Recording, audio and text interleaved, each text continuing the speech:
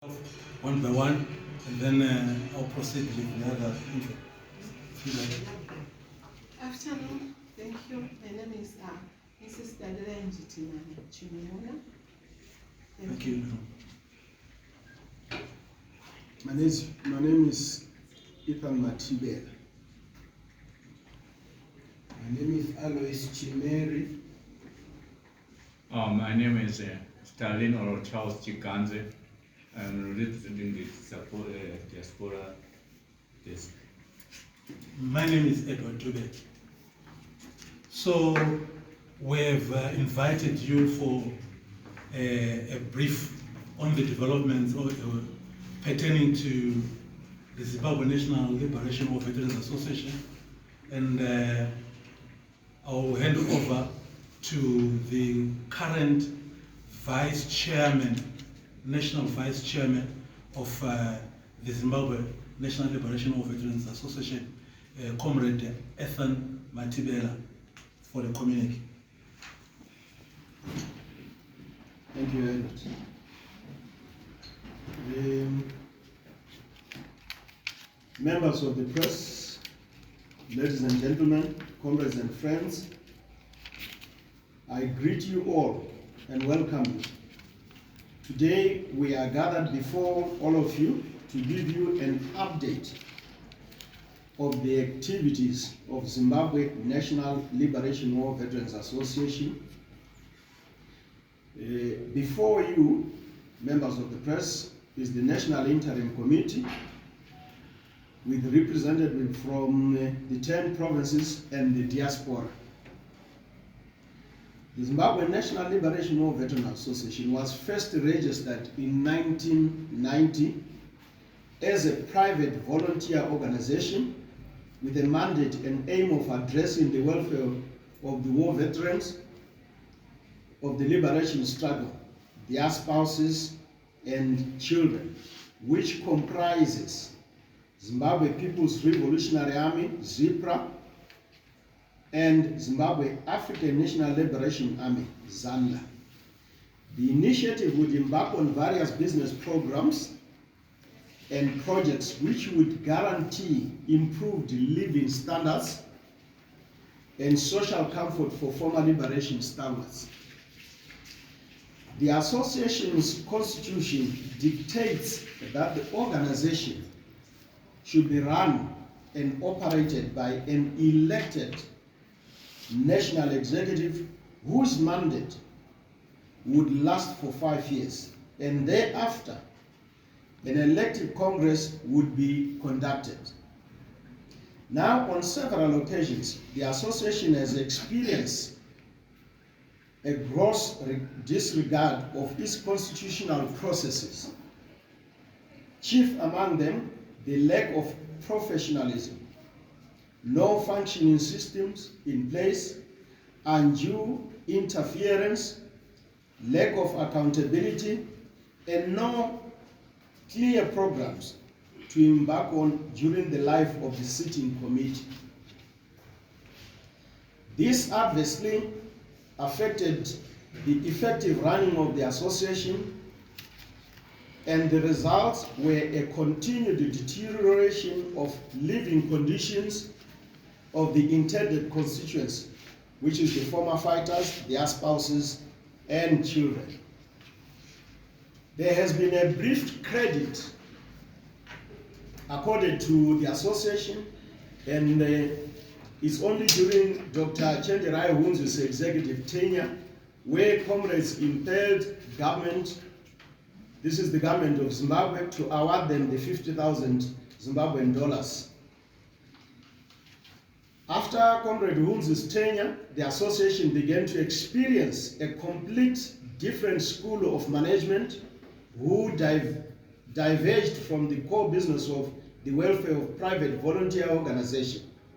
The association, as a result, suffered immensely. Ladies and gentlemen, today we are here to secure our association from the gross misalignment under the previous executives and put it back to its founding ideals. that of welfare of its members, their spouses, and children.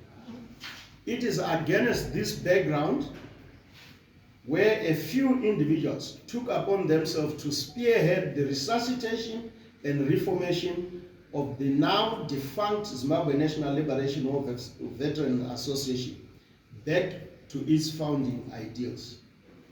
The initiators have both the blessings of the government of the Republic of Zimbabwe through the line ministry, which is Labor and Social Welfare, who is the approving authority for registering the private volunteer organizations.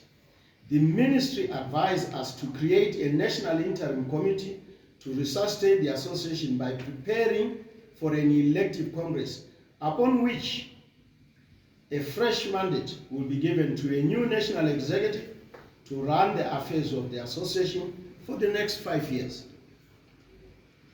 It is expected this time around that the new executive will do everything possible never to repeat the mistakes experienced from the previous executives. Ladies and gentlemen, members of the press, comrades and friends, Zimbabwe National Liberation War Veterans Association is no ordinary private volunteer organization. It has members and represent veterans of the liberation struggle, the dead and the living. Its mandate covers all dimensions embracing economic, political, security, social and physiological needs.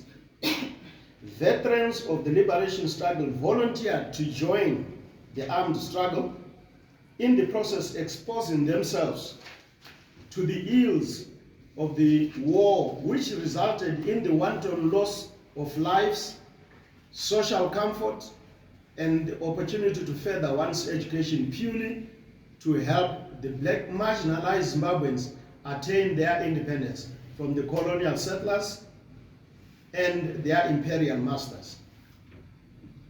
43 years after independence, ladies and gentlemen, ex-combatants are still wallowing in abject poverty, and they have nothing to show for it. The country's scorecard is hinged on welfare of its war veterans. The government of Zimbabwe is responsible for the welfare of the veterans. It therefore becomes incumbent upon the leadership of this very esteemed association to work flat out with the plight of the veterans and their families. So I will repeat this. The government of Zimbabwe is responsible for the welfare of the veterans. It therefore becomes incumbent upon the leadership of this very esteemed association to work flat out by engaging stakeholders such as our government to address effectively the plight of the veterans and their families. It is indeed a total embarrassment to witness the majority of war veterans without access to basic health care services, a decent living pension, and no roof over their heads, and they would call their own. This kind of a scenario is unacceptable, especially when our erstwhile colleagues are running the government of the day.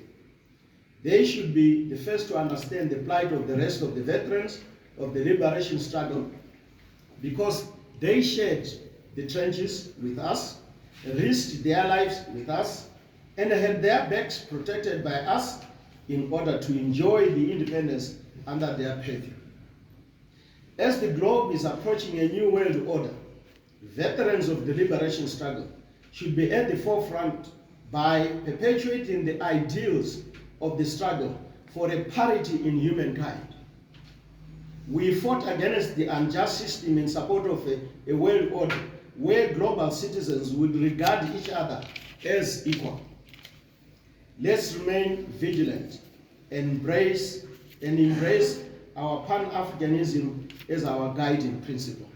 I thank you.